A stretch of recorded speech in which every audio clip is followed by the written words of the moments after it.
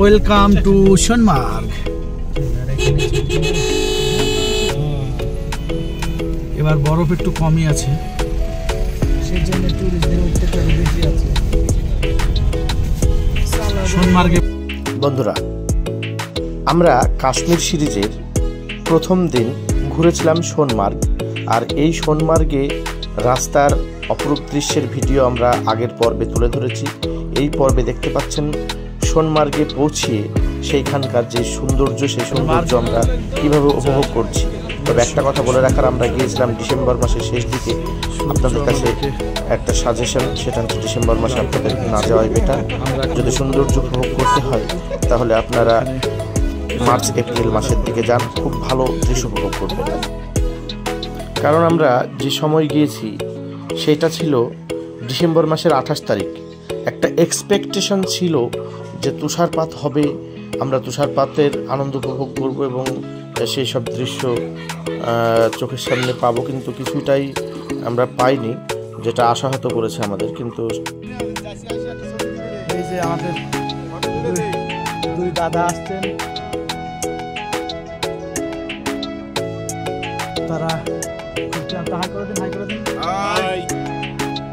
কেমন লাগছে, কেমন লাগছে? আমরা যা দেখতে আসছি সেটা পাইনি। এগুলা কিছুই না, এগুলো কিছু আমাদের লাখ, এগুলা কিছুই না। লাখ তোমাদের পক্ষে ঠিক আছে। কয়েল গায়ে যারা গেছে যাবে, পাইলে তো ভালো, নাহলে তোমার জীবনে আচ্ছা দেখা যাক। সোনমার্গের এই অপরূপ দৃশ্য আপনাদের কেমন লাগলো সেটা কমেন্ট করে জানাবেন, এবং আমাদের পরবর্তী দৃশ্যে দেখতে পাবেন কিভাবে আমরা গিয়েছিলাম দুধপাত্রী, এবং দুধপাত্রীতে কি কি দেখবার রয়েছে, কেমন কি খরচ রয়েছে, বিস্তারিত সমস্ত তথ্য সেই পর্বে আপনাদের সামনে তুলে ধরব। দুধপাত্রীর পরে আমরা চলে যাব গুলমার্গ পর্বে। আপনাদের কাছে অনুরোধ, ভিডিওগুলি দেখবেন এবং কমেন্ট করবেন, আর একটু আমার চ্যানেলটাকে সাবস্ক্রাইব করে দেবেন।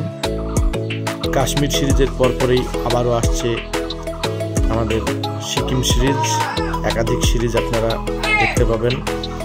এই রকম ভিডিও পেতে চ্যানেলটিকে সাবস্ক্রাইব করুন এবং বেল বাটনটিকে টিপে দিন, যাতে এই রকম ভিডিও নোটিফিকেশন সরাসরি আপনাদের ইউটিউব চ্যানেলে চলে যায়। বন্ধুরা, সোনমার্গে আমরা কতটা উল্লাস আনন্দ করেছি সেটা দেখতে থাকুন এবং পরবর্তী পর্বের জন্য অপেক্ষা করুন।